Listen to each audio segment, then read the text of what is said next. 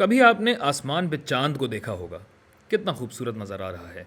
अगर आप चाहें कि इसे करीब से देख सकें और नज़दीक से देख सकें तो उसके लिए क्या होगा? यकीनन कोई ना कोई लेंस इस्तेमाल करना होगा।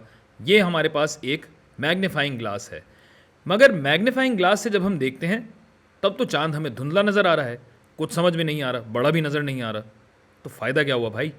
अगर आपको मैग्नीफाइंग ग्लासेस वाली वीडियो याद हो तो हमने आपको बताया था कि जो भी शय फोकल लेंथ के अंदर पाई जाएगी वो तो हमें बड़ी और साफ और वाज़े नज़र आएगी, लेकिन फोकल लेंथ के बाहर जो भी आइटम होगा, जो भी शय होगी, वो हमें धुंधली नज़र आएगी। और यही मसला यहाँ चांद के साथ हो रहा है।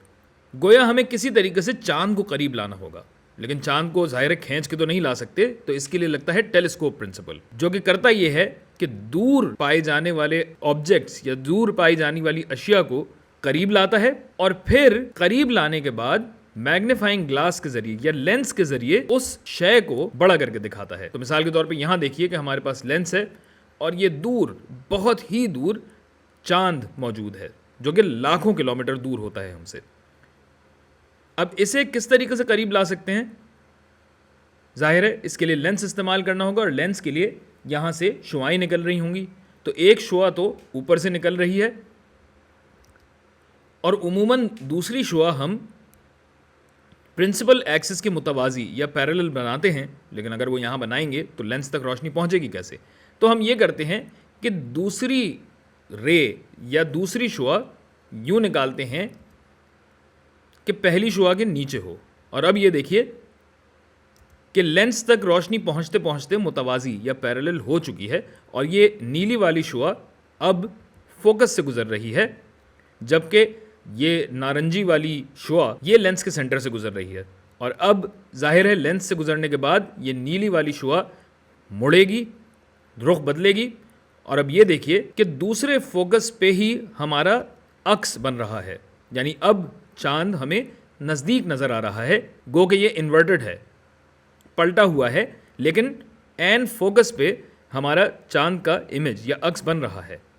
तो ऐसा लेंस जो ऑब्जेक्ट्स को, अशिया को नज़दीक लाता है, वो कहलाता है ऑब्जेक्टिव लेंस। और अब जबकि चांद को हम नज़दीक ले आए हैं तो इस नज़दीक बनने वाले अक्स को अब हम अपनी शय तस्वुर करेंगे और एक और लेंस से इसकी शुआओं को गुजारेंगे। ये लेंस कहलाता है आई पीस, क्योंकि ये आँख के बिल्कुल साथ होता है।